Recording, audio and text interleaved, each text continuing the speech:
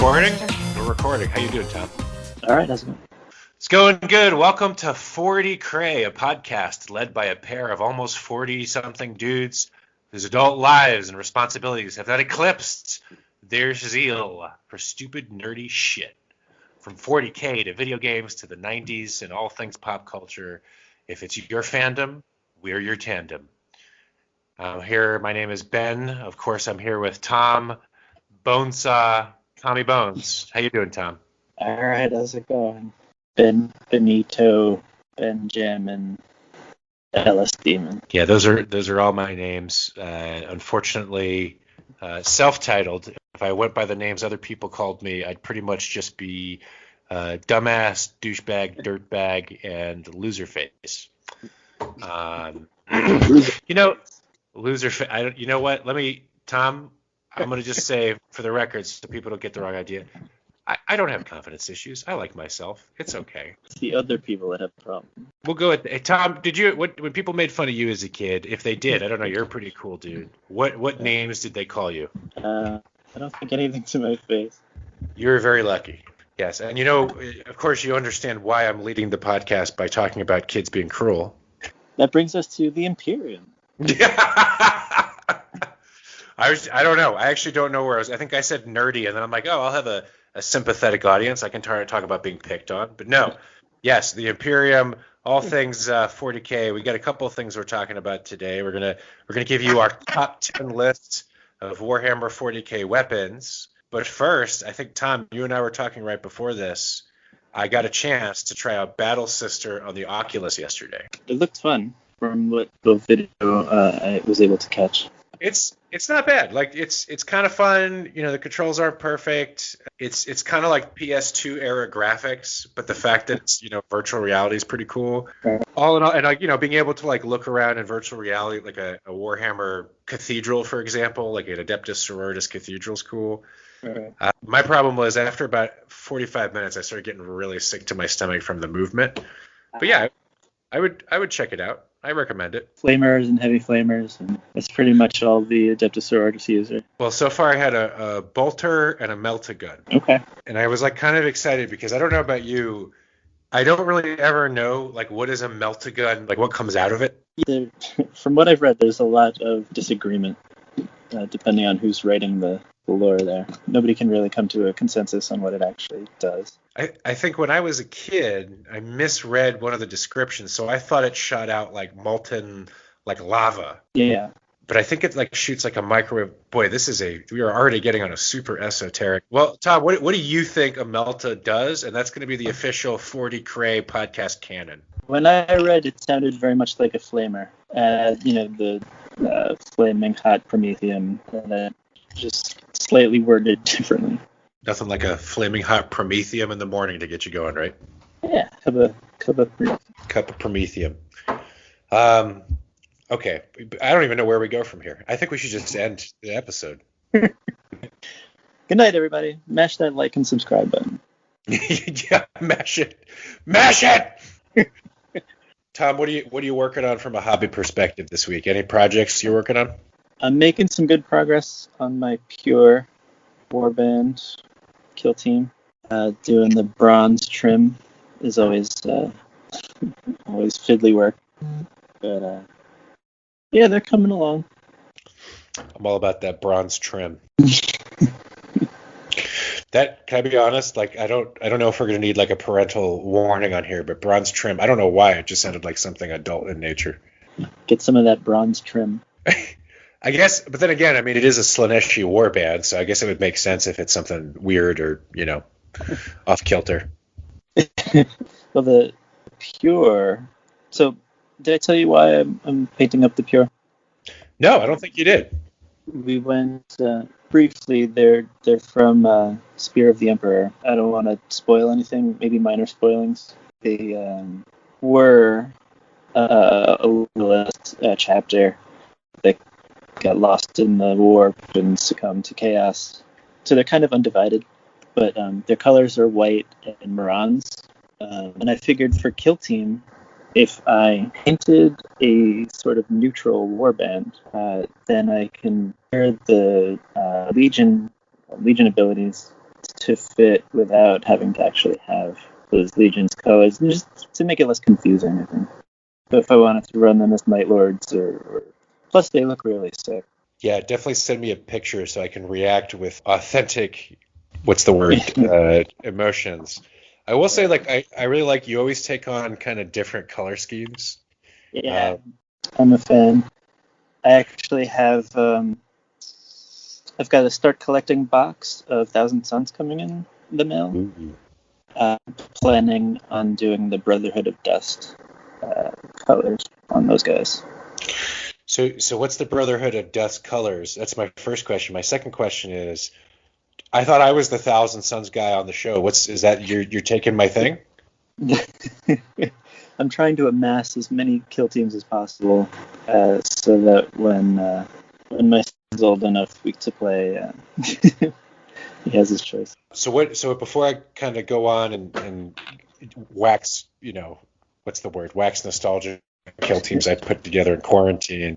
So what is the Brotherhood of Dust color scheme? Because I know Thousand Suns, it's usually that Thousand Suns blue with like a gold or retributor armor like detail. Yeah, so the Brotherhood of Dust are red with silver trim.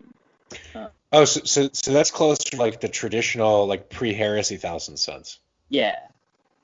So they were kind of their whole thing. They were led by Amun, who was pissed at Araman for the whole rubric thing.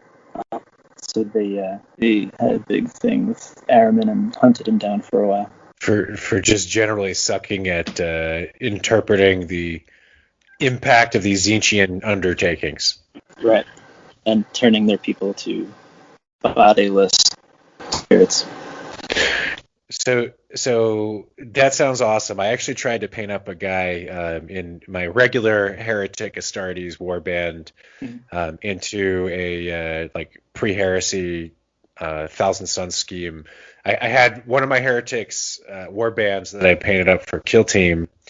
I got bored painting the same thing over and over, so I just chose any individual model and just gave it a weird color scheme.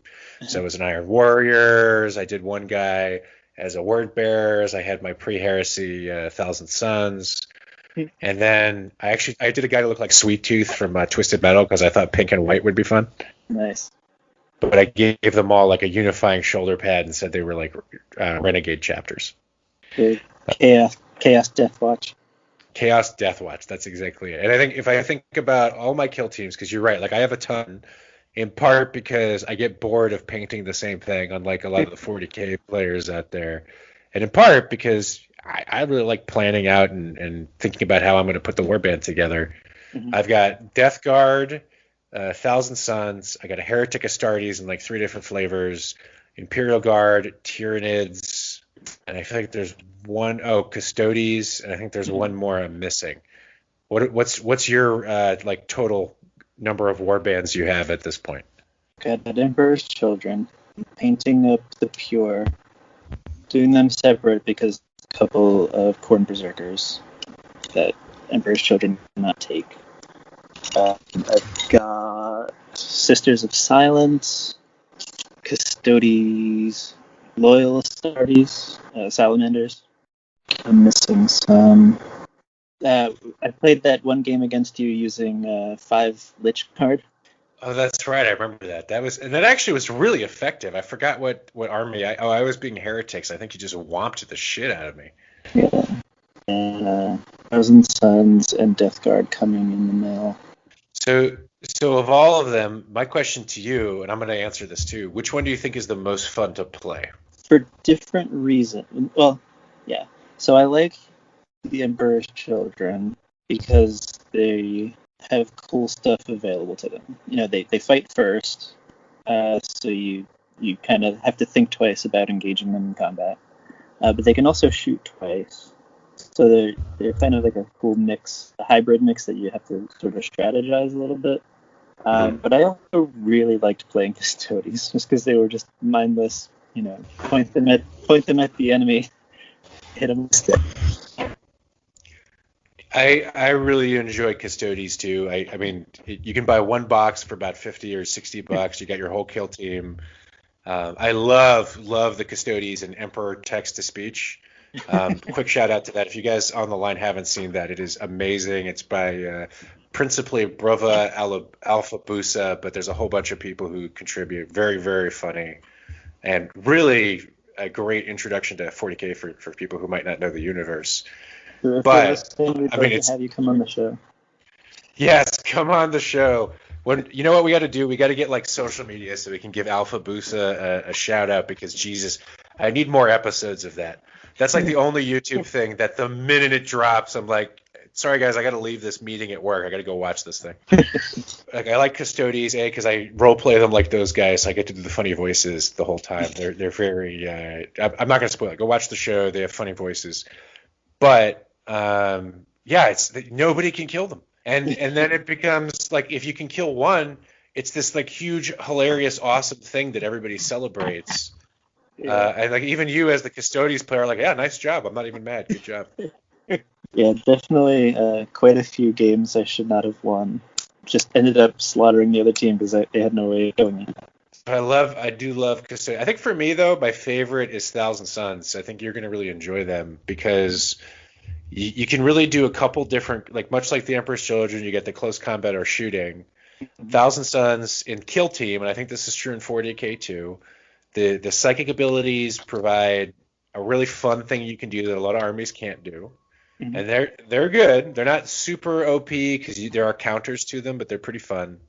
You have really good shooting in your rubrics with their flamers and with your terminators, who are surprisingly good for the points. Mm-hmm. Like I'll often, wield a what is that called? A Scarab Occult Terminator Gunner with the missile launchers and just crush like 6 models in a round.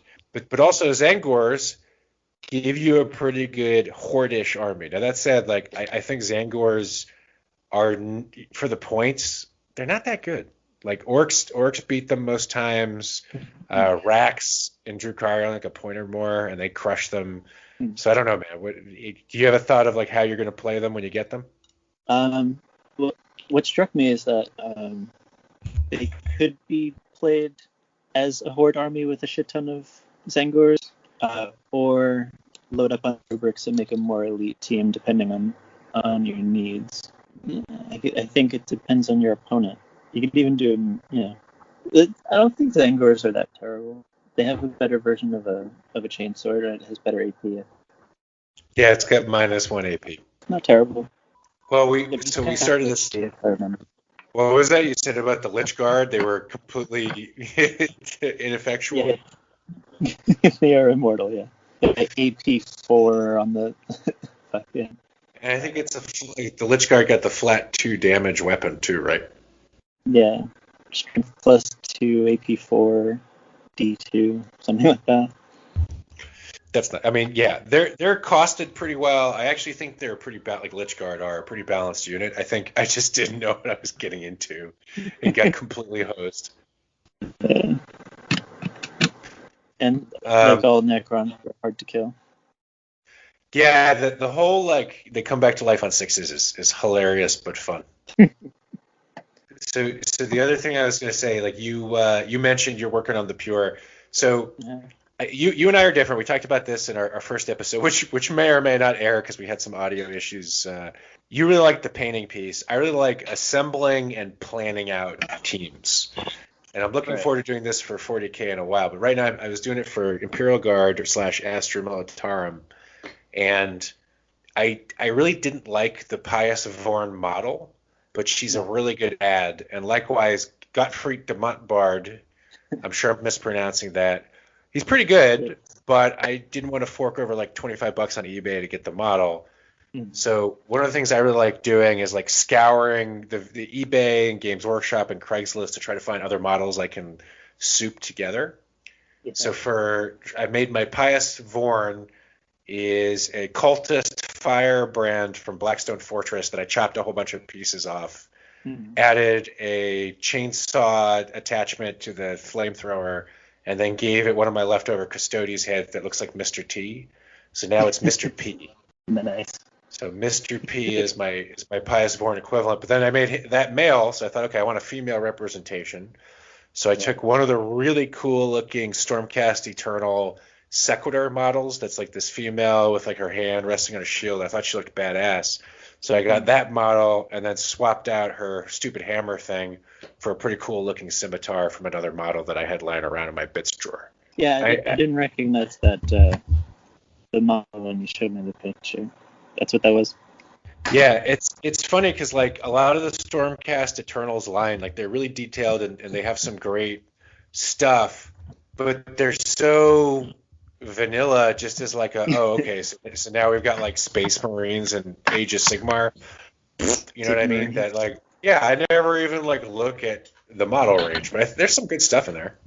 For bashing and conversion purposes. Yeah, because you could pretty easily take those and then slap on a Space Marine head in a backpack, and suddenly it's like a Black Templars or a Dark Angel or something. Yeah, true. That is true. So ideas out there, we'll call that Ben and Tom's conversion corner. And then of course we've always got Tommy's paint shop. So Tom, I know we talked a little bit about some of your fancy paints that you're using last week. Have you been using your what is that, the spray painter? What is it even called? I can't remember. Airbrush? The airbrush. I couldn't remember. Man, long day, guys. I apologize. So, you were trying to show me how the airbrush works once. Are you still like an avid airbrusher, or are you back to using brushes? Oh yeah, no, it's so much faster for priming and base coating. It takes a lot of time and effort out of it. You get a nice, smooth, even coat. I'm still working on fancy designs and stuff, but at the very least, it's a time saver. Is it the thing that I worried about is that I am messy. I tend to get paint everywhere. Like I'll find paint in like parts of my body that were fully clothed, and I have no idea how the paint got there. Mm-hmm. Listeners, all three of you, I'll leave that to your imagination. How do you mitigate like the paint in the airbrush kind of going everywhere? Is that a concern? I have like a cardboard backdrop, and I guess technically you're supposed to be using a spray booth that ventilates, gets all the particulates out of the air, but I'm not too worried about acrylics, and I don't do it often enough to worry. But for safety purposes, kids, get yourself your spray booth. That's right, kids. I think we're okay now. There's no like litigious. Is that even what I'm trying to say? We can't get sued, people. That's what I'm trying to. Guys, don't blame me. I grew up in the South. Words and numbers. I don't know nothing about numbers or words. I just want to take little plastic men and ram them into other men. Dude, let's move on to the main feature. What do you think? All right.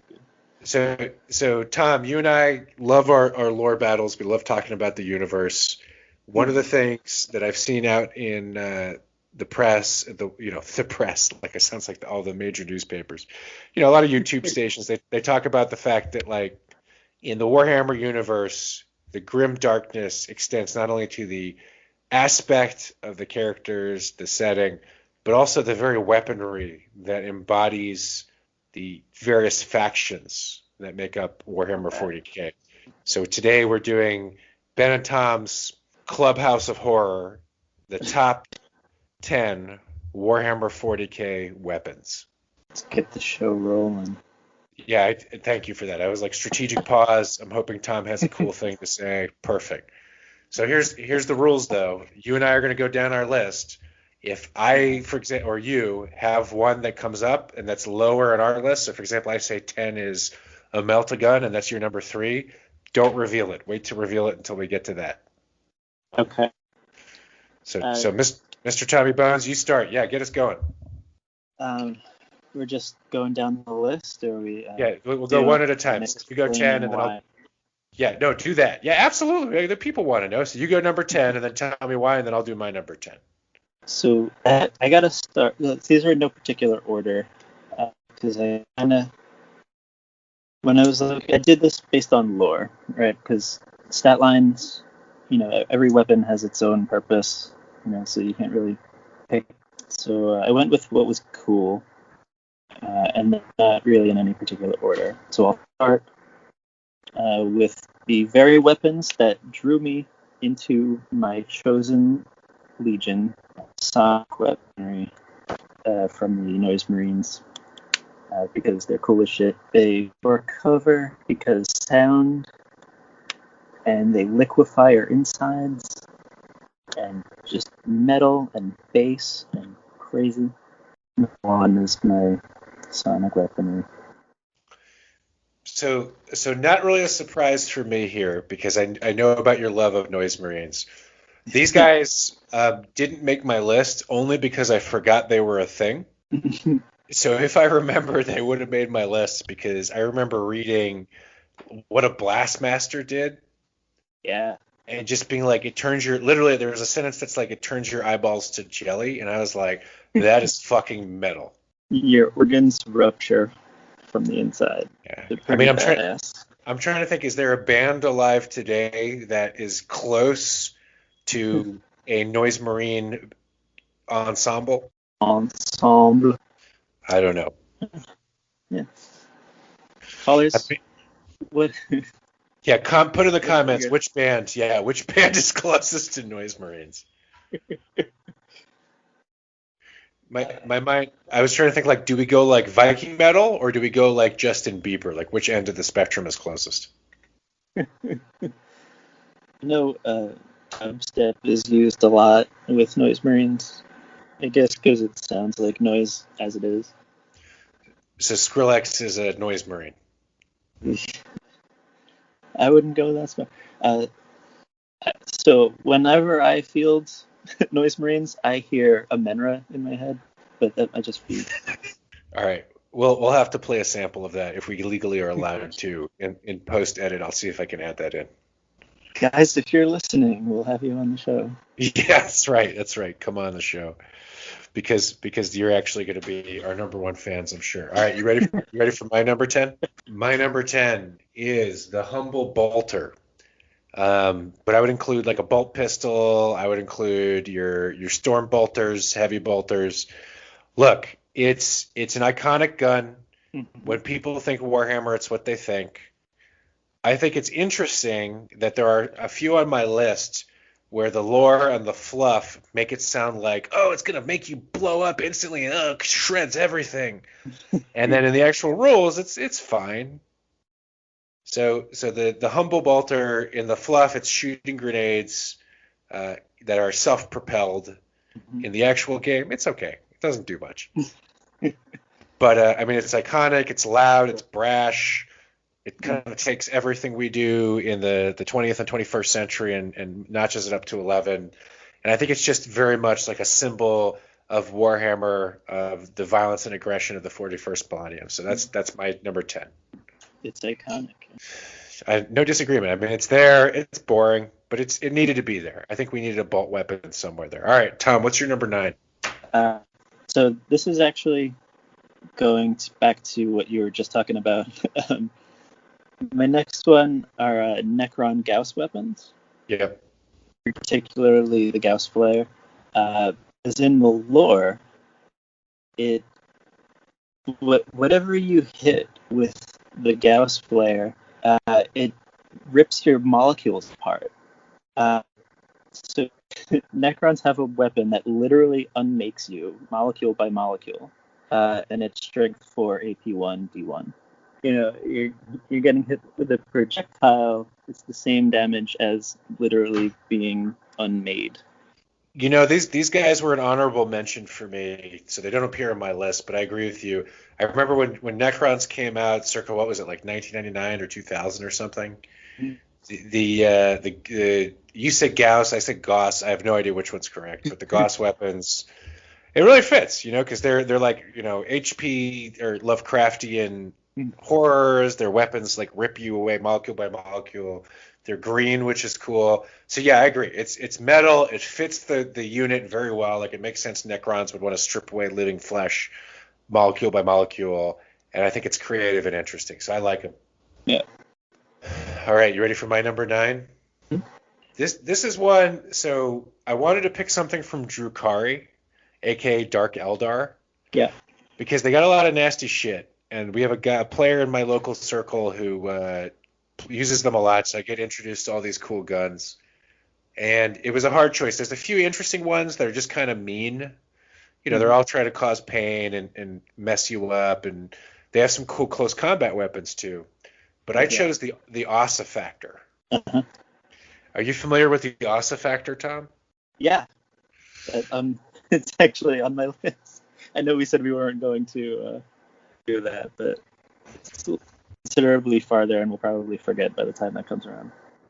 Totally. So what it does is in the homunculus or homunculi, I think if it's plural, laboratories, they do various terrible things to make your bones and flesh and muscle grow and accelerate. The ossifactor gun is whatever tool they use to grow bones that's been weaponized.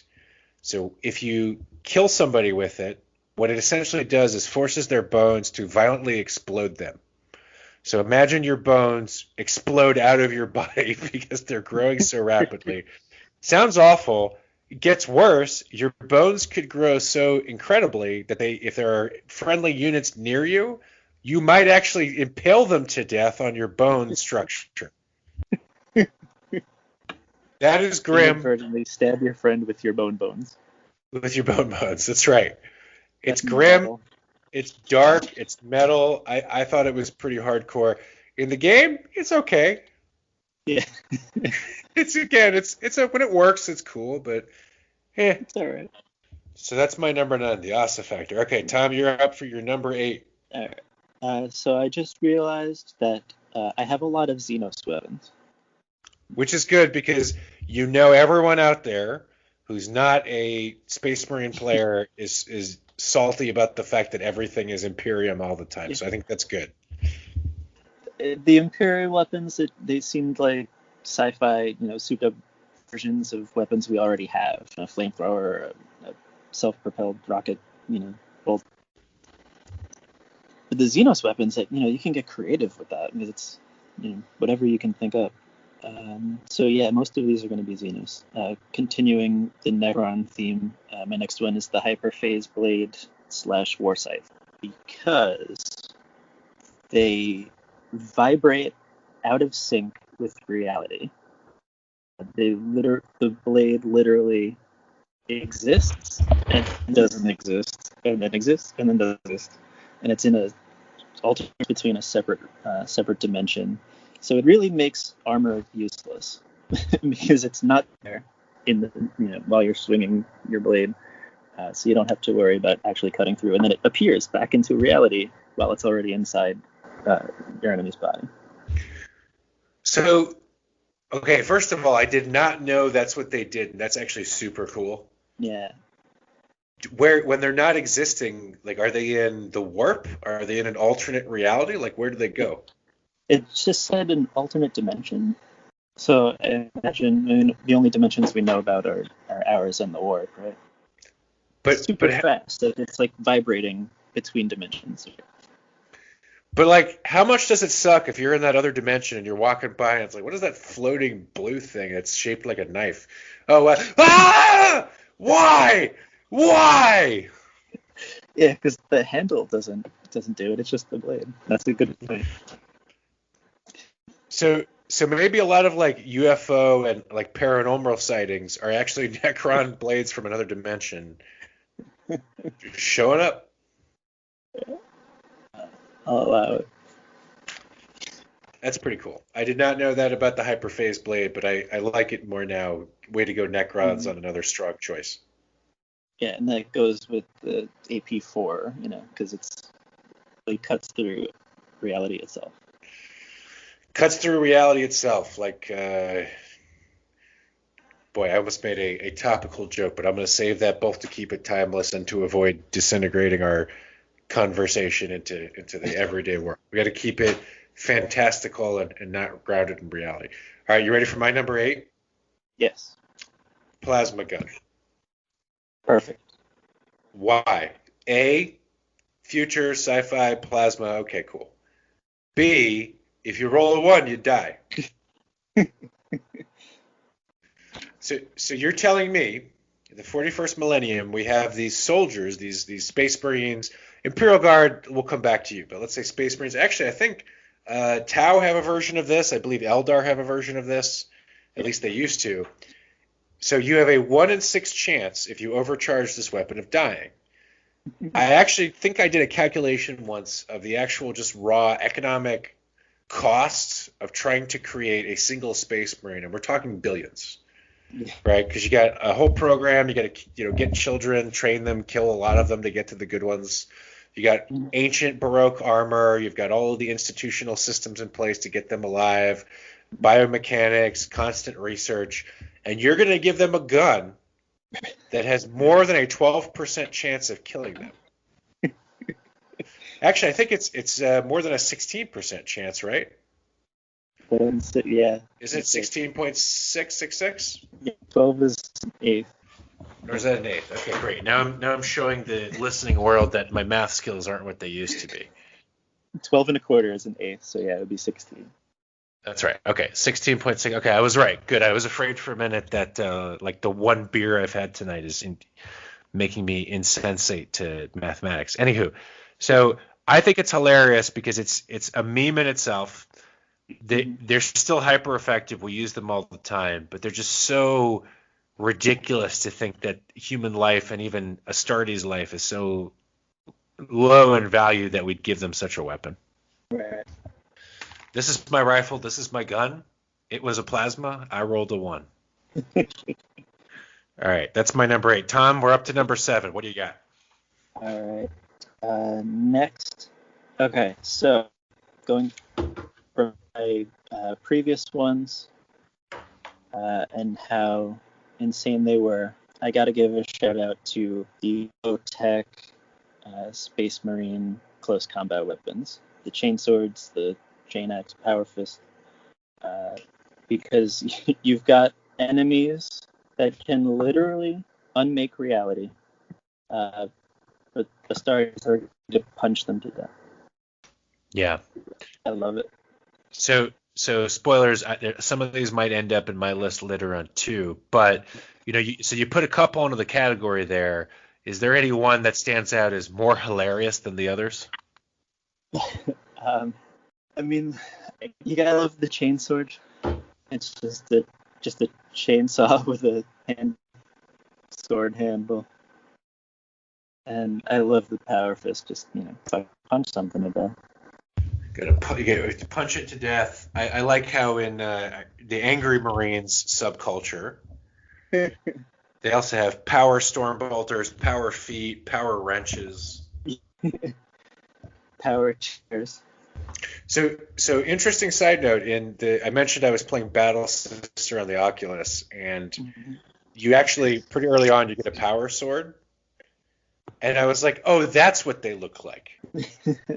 Because I'm sure there are other games out there that have power swords. Dawn of War I think probably has one. The Space Marine game from like '08 has one.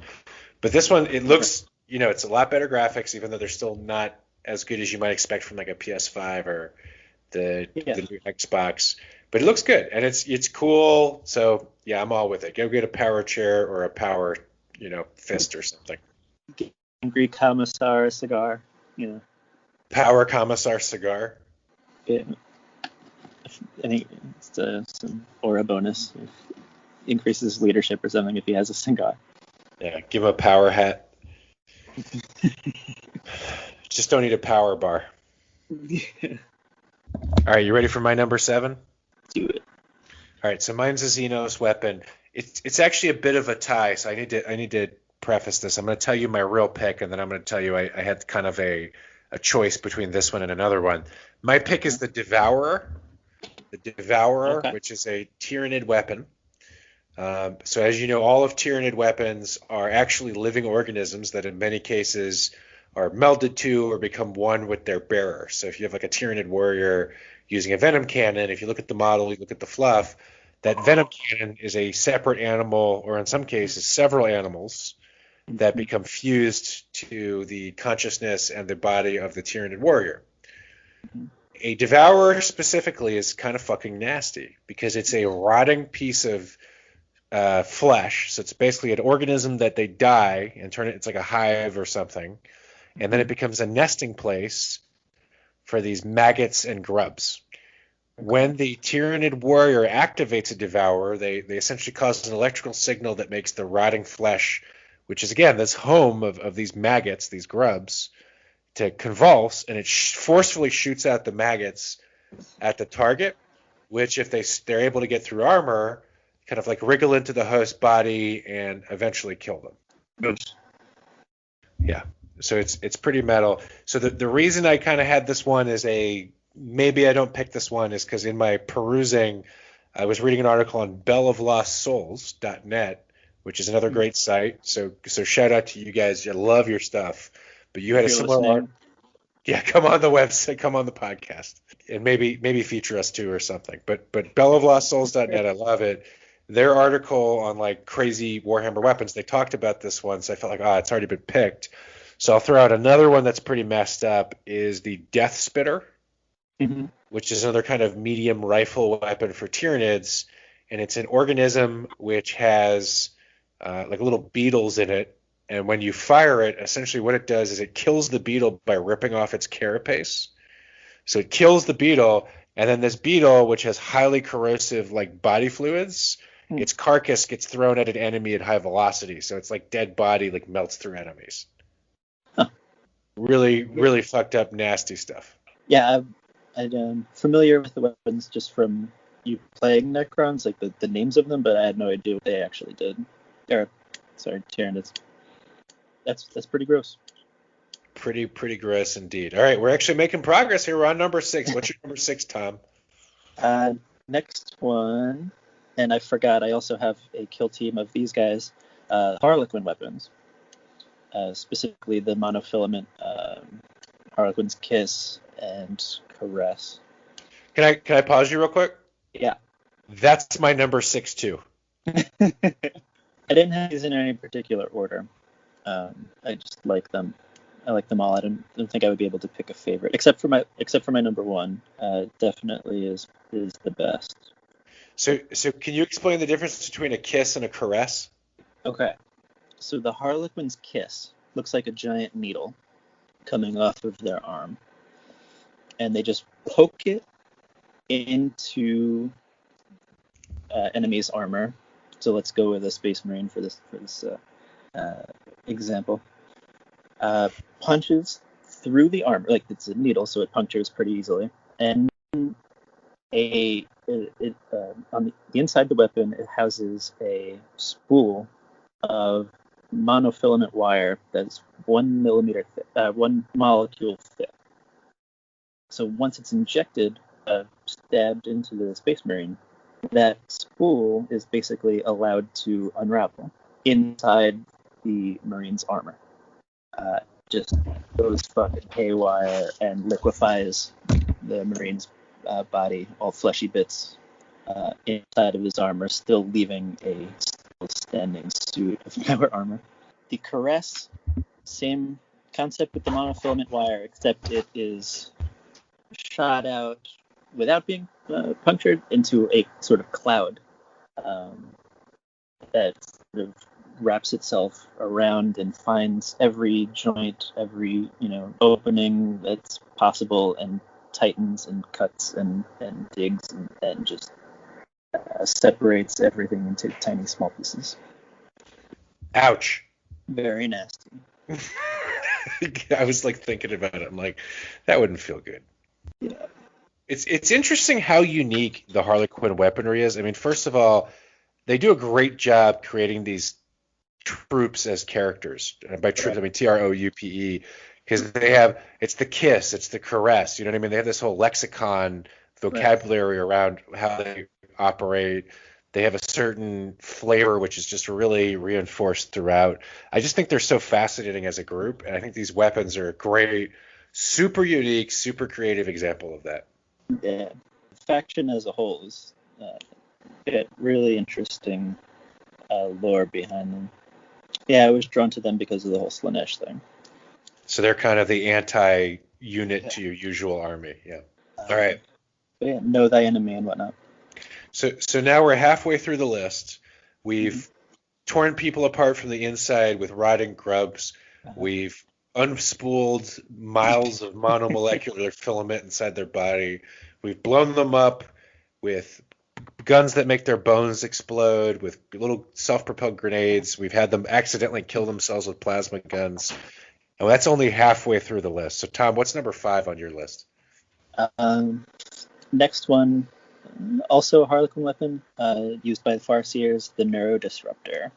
That is a pistol that it's specific. So when you fire the Neurodisruptor at a living thing, it specifically targets the victim's central nervous system. It destroys and whatnot, and just completely bypasses armor and skin and whatnot, and it just specifically kills your central nervous system. Hence the name Neurodisruptor. So like, what's the effect? Like, your body just shuts down? It says it burns. So I guess depending on where you're hit, if you get hit in the brain or spine or something, you're probably shit out of luck. But I guess it would could paralyze you if you got hit in the leg or something. Yeah, I mean, given a choice between that and the wire thing, I think I'll go with that, though. But that does sound pretty good. Is it good on the tabletop? We never played Commanders games, so I would have to double check the stats on it. Yeah, because I don't remember you fielding it against me. That's why I'm like, oh, that sounds pretty powerful. I don't remember that. Yeah, in L team, only the Farseer uses it. Well, how about this? While you look that up, I'm going to do my number 5, which is, it's boring, but it is ubiquitous, the Flamer. Mm-hmm. Tau have Flamers. The Imperial Guard have Flamers. I think every Imperial faction and Chaos obviously have Flamers. And I believe there's more, too. I think there's some other factions I'm forgetting that have Flamers. I just think it's interesting that flamethrowers, which are something that we really don't use anymore ever since like roughly World War II, because they're effective in certain situations if you're trying to get people out of a bunker, but are obviously just very inhumane and I think spotty at best, given that they also require you to kind of wear a gas tank on your back, so that can be problematic, of course. We don't use them anymore. In the future, everyone's got one. They're the symbol of the ecclesiarchy. The salamanders, who are supposed to be the only good guys in the galaxy, are really fond of lighting people on fire. I think part of this might have been inspired by the movie Aliens, where flamers were like really powerful against Xenos. And I think that's a really iconic piece of pop culture that, along with a lot of other pop culture elements, influenced Warhammer. But to me, I just think it's really interesting that we have so many different versions of flamers, and that this idea of purging the heretic and cleansing with flame is as much a part of the setting as it is a part of the weaponry that we use. Right. Great against the toughness words. That's right. You kill my Tyranids with it. I actually I used a bunch of these against my friend's Drukari list. I wielded a guard faction or militarum group that had like 8 flamers plus Pious Vorn was 9, and just cooked the shit out of them, because if you roll enough, auto hit attacks, eventually one of them's going to get through despite your 4-up invuln save, you dirty Drukari player. This is all true. All right, we're down to number 4. Yeah, my next one we've already discussed, the Ossifactor, for its random violent bone growth. It's a real boner, you could say. I could say that, but I wouldn't. Yep, for good reason. That's because you have taste and class, of which I haven't either. Womp womp. All right, my number 4 is the Power Fist. You talked about it a little bit, but I don't think you fully captured how fucking ridiculous this thing is. You get a power sword. Okay, it makes sense. It's got an energy field, like a lightsaber. Okay. Power axe, same kind of deal. Well, hey, what if we give somebody a really stupid, huge glove? And then they punch things with it. Oh, that'll be the best weapon ever. I don't fucking buy it. Beyond that, yeah, you go ahead, Tom. I think in early lore it was also a little more utilitarian, kind of like a Jaws of Life, kind of crushing and opening tanks and that kind of thing. But yeah, no, just fucking punch something in the face. But I think for me, it's just because you have all that artwork where people have these like giant fists. So like there's that famous one that I think was the second edition or third edition Space Marines Codex, third edition, that had the Crimson Fist guy on the front, and his fist is like the size of his torso. Mm-hmm. It's like, guys, it wouldn't work. You know what I mean? Well, that's why you take a -1 to hit. Yeah, because you're like trying to, pimp slap a guy with a hand. Also, just like think about the proportions of the human body. Like your hand, how is it going to control the fingers? There must be some kind of like automation or robotics involved. I don't know. I think it's hilarious. It's also just like so endemic. Again, it's classic, Warhammer. It's just so over the top. It's like, all right, whatever, go punch a hole through a tank. That's my number 4. What's your number 3?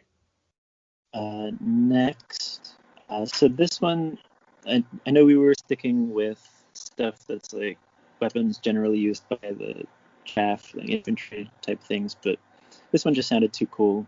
I had to include the Gauntlet of the Conflagrator. Is a Necron flamer. So basically, how it works: one end of the gauntlet, where the business end, where you're pointing it,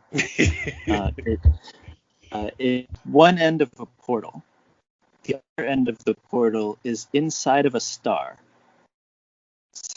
So when you fire this weapon, you're literally using starfire and just projecting it out of your hand. And that just seemed way too badass not to include.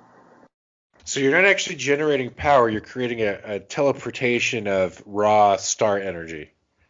You're just opening a door into the center of the star. So honestly, it sounds like a lot of these Necron weapons are unnecessary. It's like they don't just want to kill you. It's all about like status and prestige. It's like, I could just burn you, but I'm going to open a portal to a star because I want to make a statement.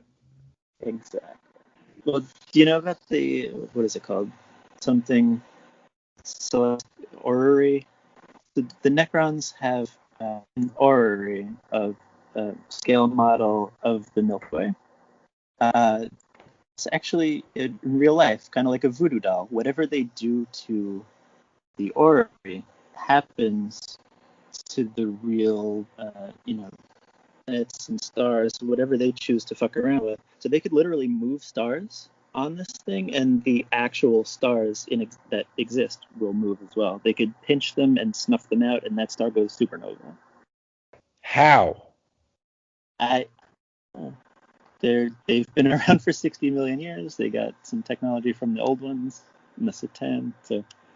But then if you have that kind of technology, why would you even fight any other way? Well, I think the dynasty that owns it, they're not really combative. They think of it more like pruning, like kind of bonsai, I guess, because they're aware of the repercussions that come out.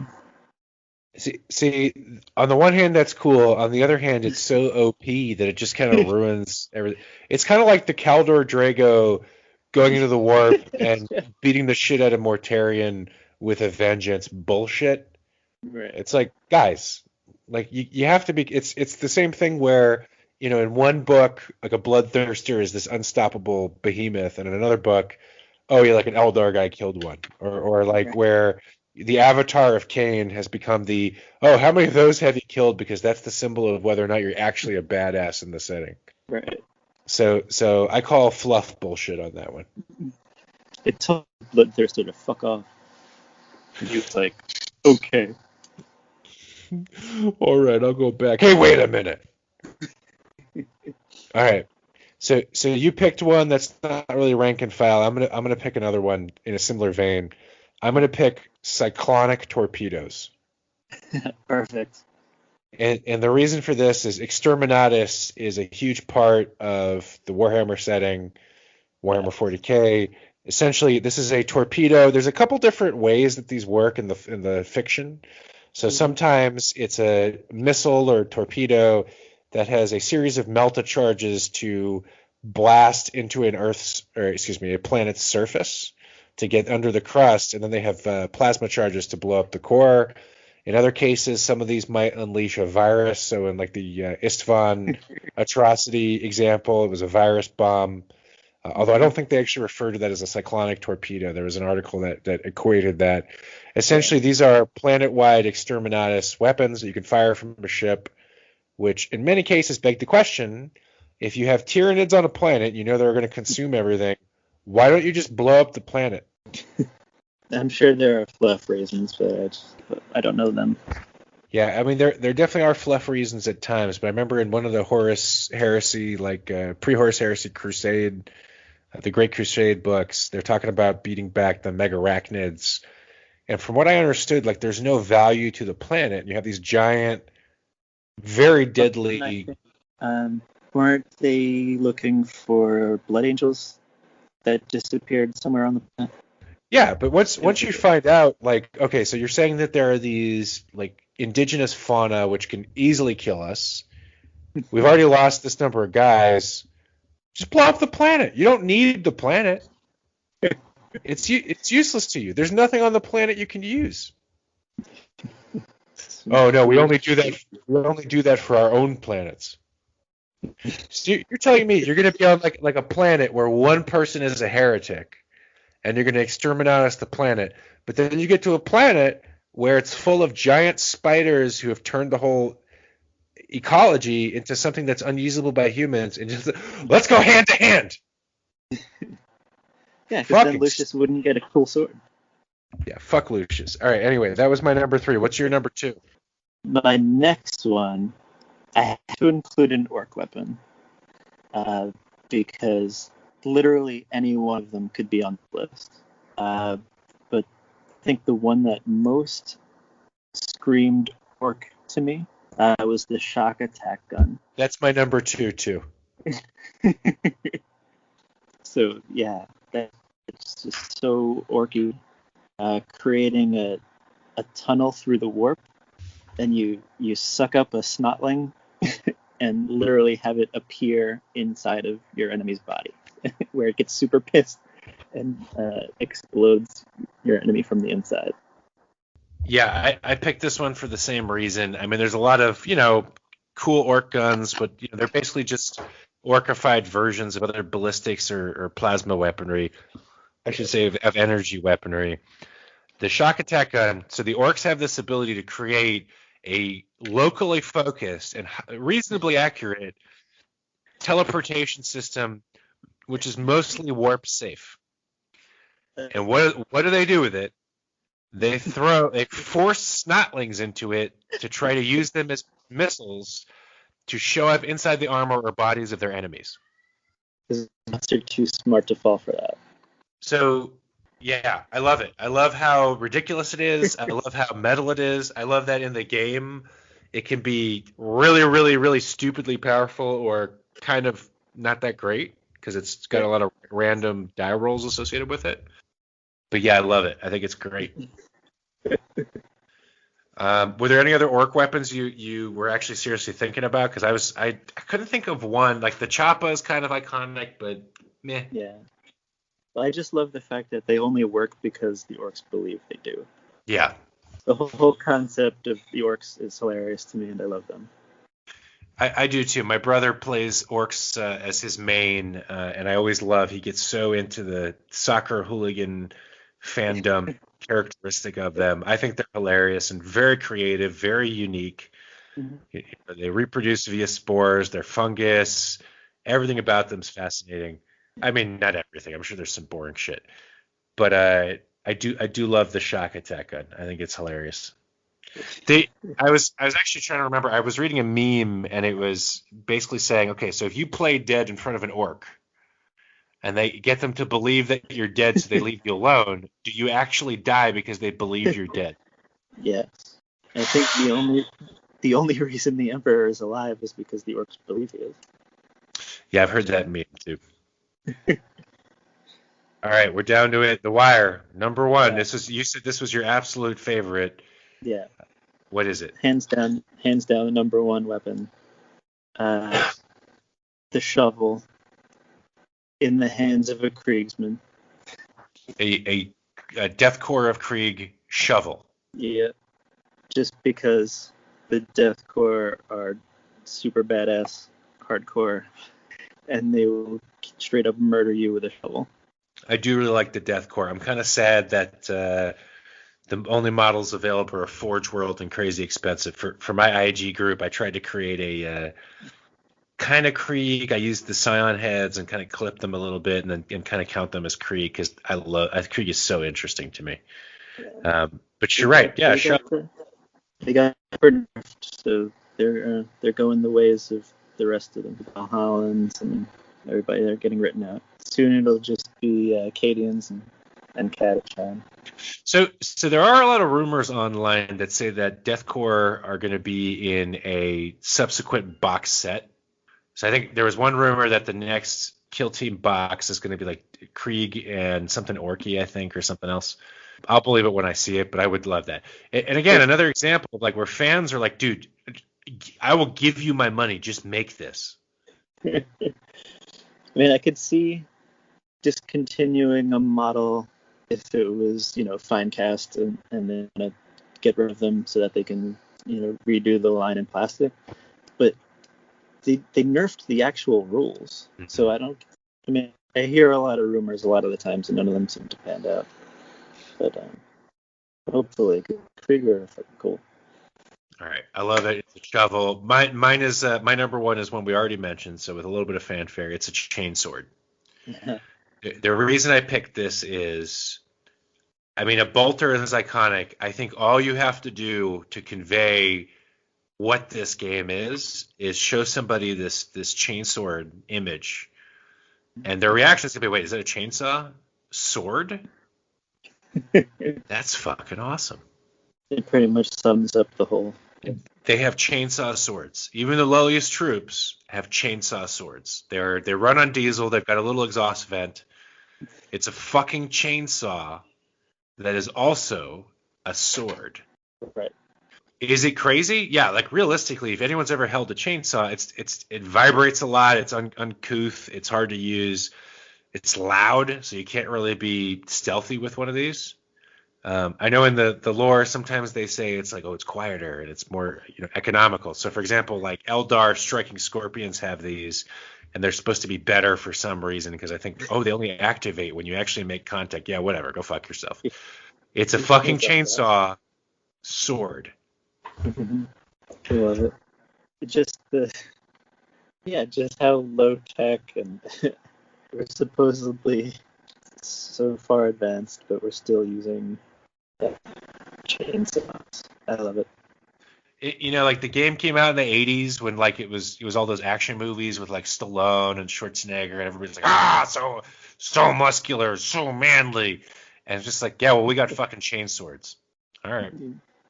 Evil Dead, Army of Darkness. I'm surprised there's never any fluff about Space Marines being on like an agro world, or maybe they come into like it's a medieval world. Everyone's like, oh, be ye demons, and it's like, no, we're just Astartes. We're here for the Emperor. Would you like to join the Imperium? Yes, but the harvest is coming. Can you help us? And they use their chain swords to cut down logs or harvest plants because it's a fucking tool for cutting logs. Space lumberjacks. And I got to keep riffing on this. Again, we talked about Gauss rifles. We talked about bolters being like, hey, and then in the game they're like, but again, a chainsword, it gives you an extra attack. Fucking how? Like, tell me how. You're telling me that thing's got to weigh 50 pounds. So you're saying you didn't have it and you were just using your fists, you would be able to attack less than if you were holding one of those. So, yeah, you're telling me if I don't have one of these, I can punch somebody fewer times than if I had a giant fucking chainsaw. Doesn't make any sense. It doesn't do anything to armor. It doesn't do any additional damage. It just gives you an extra attack. Why? Well, Astartes chainswords now, they have AP1. I know. And that's edition. Yeah, and that's an improvement. I agree. That's how I think an AP1 is fair. But it just doesn't make any sense. But it is fucking metal as hell, and it's cool. What's the how violent and horrific it must be to literally saw through somebody. What's your favorite variant? Like, they have like chain glaze, they've got chain axes, they've got chain cod pieces, they've got chain tampons, they got pretty much everything. The chain glaive is pretty sweet. I like the one that's on the Disco Lord. That is pretty cool. I think for me it'll always be Gore Child. Oh, we're doing named ones? Yeah. It's just you can't. Named one is super cool, but just the idea of a chain axe and the whole corn thing, I think it's super, super cool. I'm a fan. But dragon teeth or something. That's right, Micah Dragon Teeth. Tom, did you have any honorable mentions that almost made the list but didn't quite? Yeah. So what is it called? A vortex grenade. I almost put a vortex grenade on there. Just because it's kind of like oh shit, last call. It opens a whole warp, and anything that's not instantly destroyed is torn apart by warp energy. But it's a grenade, so you gotta throw it pretty far if you don't want any of the repercussion yourself. Okay, I like a vortex grenade. I think the couple for me, because we didn't get any Eldari weapons or like non-Drukhari weapons that were Eldar. A couple I like. I think the Shuriken catapult's pretty cool. Right. I mean, but it's like it's not as iconic as the bolter, and it's not as cool as any of the others. But it's an interesting weapon. It's graceful. It's elegant, and I think it fits the Eldar really well. Yeah, I did consider that as well. The other one I had was the D cannon. If for nothing else, that sounds like the name of an adult star that I won't go. We'll make this family friendly, but seriously, hey, how's it going? I'm D Cannon. I can see like, or alternatively, it sounds like some kind of classical, piano, a canon in D. But I think doesn't it? It opens up a hole to the warp, but it's not the warp piece that actually kills whatever it is it's targeting. It's actually the gravity from that like mini black hole that kills it. Right. Are there any factions that we left out? I mean, Tau, but like fuck Tau. Yeah. So when I was looking at Tau weapons, they were just sort of variations on plasma. They had a gun. Nothing really struck out. I mean, they're kind of just like Gundam version of Imperial weapons. The pulse stuff, it's not really that interesting. I mean, it's a little bit better than Imperial weaponry, but it's not interesting. Yeah. I thought about a rail rifle.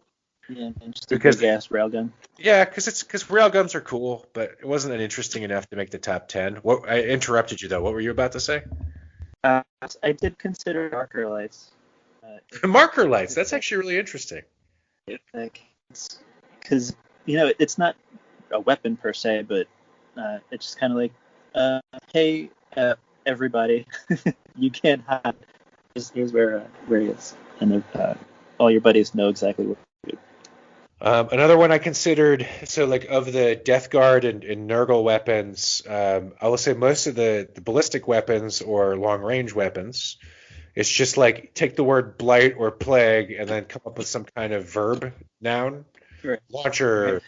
Spewer, belcher. Like, what do they even do at this point? Does anyone really know? There's something involving shooting nasty shit at people.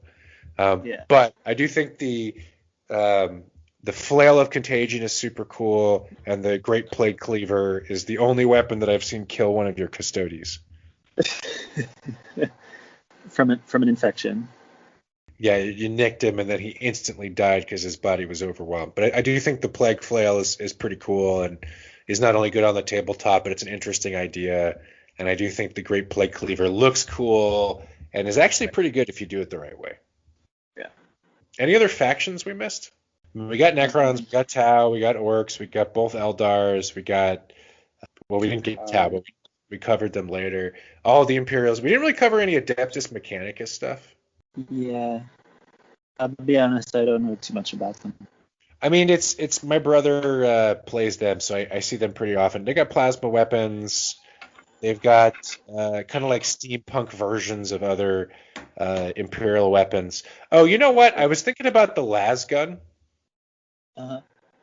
because But it's a flashlight and it's funny, it's memes, and it kind of symbolizes like it just as much as the bolter is the symbol of the Space Marine, the Astartes. The las gun is the symbol of like the futility of being a human in the 41st millennium. right. But it just didn't make my top 10. Slime and Marbo. Well, he has like a needler pistol. No, he is the weapon. He is the weapon. That's right. That's right. He is my mistake. Apologies. I also thought about a las cannon because I think it's interesting. Las guns suck, but if you tape like 50 of them together, they get really good. Yeah. I tried to avoid that kind of thing, the plasma, pistol as a gun, as a plasma cannon, as a plasma eviscerator, a plasma destroyer, a plasma ass reamer. The same technology, just kind of scaled up. Was Plasma Ass Reamer a movie starring the D Cannon? Yes. One of his lesser known. So that's our list of people. If you're listening to this, first of all, congratulations for making it this long. Second of all, tell us what you thought. We do love the discussion. You can obviously, Tom and I had some disagreements and some agreements. We love to hear other people's thoughts. So shoot us a note. We can do a part 2 of this. We can do what do fans think, and then we can either rip it apart or agree with it. But I think the weaponry, in a lot of cases, you heard us say the weapon itself is cool, and in other cases, it was just kind of like how well it fit with the setting. And I think, again, all parts of the setting, one of the reasons I love it so much is it's just so unique and creative compared to a lot of other fictional universes that are out there. Like, I think the lightsaber in Star Wars, like, that's pretty iconic. But, like, think about what's another, like, sci-fi universe where there's a gun that's, like, so iconic and so different than the norm, I can't really think of one. It doesn't mean there isn't one. I just can't think of one. Yeah. I mean, a phaser in Star Trek, that's just a laser that can stun sometimes. It can be set to kill. Yes, it can. Yeah, so, find me another weapon. Tom, that was a good discussion. I look forward to the one we have next. Mm-hmm. Any regrets? No. So I think that's it. I mean, we've been talking for like an hour. I think this is probably a good place to kill it. Good night. Good night. Good morning. Any last words? Anything you're working on that you want to pimp out before we hit the stop record button and let the folks go on about their day? Don't forget to mash that like and subscribe button. Yes, if that's a thing wherever you find this, do that. Maybe review us, but only if you're going to give us a nice review. Do you have Lidl up in Connecticut? Haven't seen one. Or so for those that might not know, there's 2 grocery stores, Lidl and Aldi, which are kind of unique and we have them in the DC region. They specifically don't have name brands because they kind of have a wholesale vibe, a little bit like Costco, but with their own generic brands. But they're supposed to be cheap and kind of no frills. But they also have some really cool stuff that might be imported or different. The reason why am I talking about this? Because recently one just opened up near us, and the only review is somebody complaining that they don't have name brands. And it's like, that's the fucking point of this grocery store, is it sells like wholesale cheap brands that you can't get anywhere else. So if you're going to review us, if you're actually a fan of the stuff and this is your bag and you hate us, okay, that's fair. But if you're just going to be mean for the sake of being mean, maybe don't review us. That's just going to cause them to review us extra hard. I know. I shouldn't have said anything. You know what? Fuck it. Do whatever you want. It's America. Down is up is down, cats and dogs living together, mass hysteria. Everyone, this has been 40 Cray. Thanks for the conversation, and we look forward to seeing you next time. Bye.